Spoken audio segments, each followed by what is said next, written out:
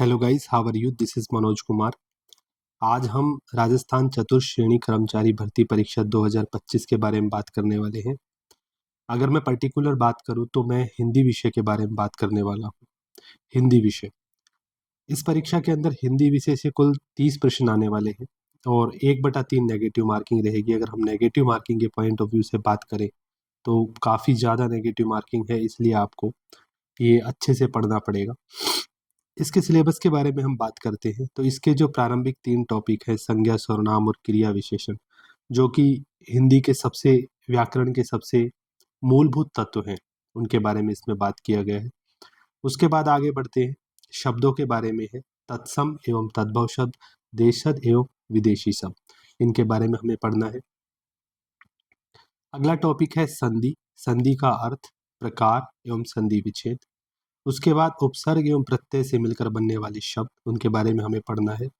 पर्यायवाची शब्द और विलोम शब्द, आपको इन 2 टॉपिक्स पर बहुत अच्छे से ध्यान देना है क्योंकि इनसे बहुत क्वेश्चन आने की संभावना है। उसके बाद हम अगला टॉपिक के बारे में बात करते हैं, वाक्यांश के लिए एक शब्द, यानी आपको एक पूरा वाक्य दिया होगा, उसके स्थान पर आपको एक शब्द लिखना है। शब्द शुद्धि और वाक्य शुद्धि। वाक्य शुद्धि में केवल आपको वाक्य की शुद्धि संबंधी बात करनी है, वर्तनी संबंधी के बारे में बात नहीं करना। जैसे मैंने नीचे लिखा है स्कूल, अब कई जगह लोग ऐसे स्कूल बोल देते हैं, तो स्कूल माना कि अच्छा शब्द, सही शब्द नहीं है, लेकिन अगर वो वाक्य शुद्ध है तो हमें उसको करेक्ट करना है, वर्तनी पर ध्यान नहीं देना है।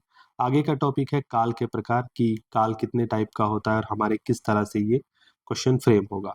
उसके बाद मुहावरे एवं लोकोक्तियां।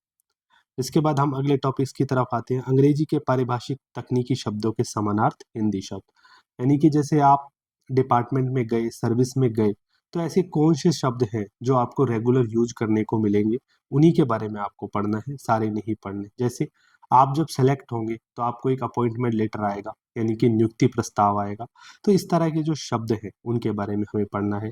उसके बाद कार्यालय पत्रों से संबंधित ज्ञान। कार्यालय पत्र बहुत तरह के होते हैं, कार्यालय पत्र, कार्यालय आदेश, अधिसूचना, विज्ञप्ति, ज्ञापन, परिपत्र, निविदा और अर्ध सरकारी पत्र, इन सब के बारे में हमें पढ़ना है। अब इन्हें लिखना तो है नहीं, तो आपको करना क्या है, इसके अंदर ऑब्जेक्टिव क्वेश्चन आएंगे तो हमें ऑब्जेक्टिव क्वेश्चन की प्रैक्टिस करनी है।